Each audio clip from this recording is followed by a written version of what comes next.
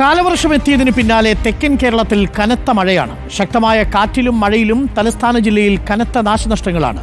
മലയോര പ്രദേശങ്ങളിൽ കൃഷി വ്യാപകമായി നശിച്ചു. മെഡിക്കൽ കോളേജ് പോലീസ് സ്റ്റേഷന് സമീപം മരം വീണ് ഒരാൾക്ക് പരിക്കേറ്റു. കൊട്ടാരക്കര ഗണപതി ക്ഷേത്രത്തിലെ പാർക്കിംഗ് ഗ്രൗണ്ടിലെ പന്തൽ തകർന്നു.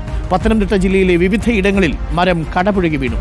വൈദ്യുതി വിതരണ സംവിധാനങ്ങൾ തകർന്ന് KCBക്ക് 26,89 ലക്ഷം രൂപയുടെ നഷ്ടമുണ്ടായി എന്നാണ് കണക്ക്. തെക്കൻ കേരളത്തിൽ മഴ ശക്തമാകുമ്പോൾ വ്യാപക നാശനഷ്ടങ്ങളാണ് സംഭവിച്ചിരിക്കുന്നത്. ശക്തമായ കാറ്റിൽ മരങ്ങൾ കടപുഴകി വീണതിനെ തുടർന്ന് നിരവധി വീടുകൾക്കാണ് കേടുപാടുകൾ പറ്റിയത്. ശക്തമായ കാറ്റിൽ കാര്യവട്ടം ഗ്രീൻഫീൽഡ് സ്റ്റേഡിയത്തിന്റെ മേൽക്കൂര തകർന്നു. കനത്ത മഴയിൽ വെങ്ങാനൂർ സ്വദേശി ശ്രീകുമാറിന്റെ കാർ പോർച്ച് ഇടിഞ്ഞ് കാർ കുഴിയിലേക്ക് താഴ്ന്നു. തിരുവനന്തപുരം പ്രസ് ക്ലബിന് മുന്നിൽ കൂറ്റൻ മരം കടപുഴകി. മരങ്ങൾ കടപുഴകിയതിനെ തുടർന്ന് വിവിധയിടങ്ങളിലായി KCB പോസ്റ്റുകളും ലൈൻ കമ്പിയും തകർന്നു. പലയിടങ്ങളിലും ഗതാഗതം തടസ്സപ്പെട്ടു. തിരുവനന്തപുരം കല്ലമ്പലം ഒറ്റൂരിലെ അംഗൻവാടിക്ക് മുകളിലൂടെ മരം വീണെങ്കിലും ആർക്കും ആളപായമില്ല.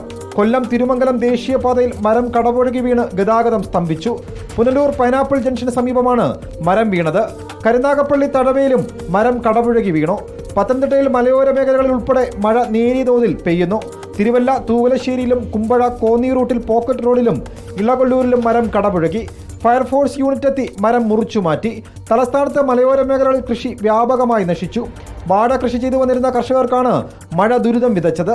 ലക്ഷക്കണക്കിന് രൂപയുടെ നാശനഷ്ടമുണ്ടായെന്നാണ് കർഷകർ പറയുന്നത്. മരം കടപുഴകിയതിനെ തുടർന്ന് വൈദ്യുതി പുനഃസ്ഥാപിക്കുന്നതിനായി KCB ജീവനക്കാരും ഗതാഗതം തടസ്സം മാറ്റുന്നതിനായി ഫയർഫോഴ്സ് ഉദ്യോഗസ്ഥരും അതിവേഗം ഇടപെടൽ നടത്തി വരികയാണ്. റിപ്പോർട്ടർ, തിരുവനന്തപുരം.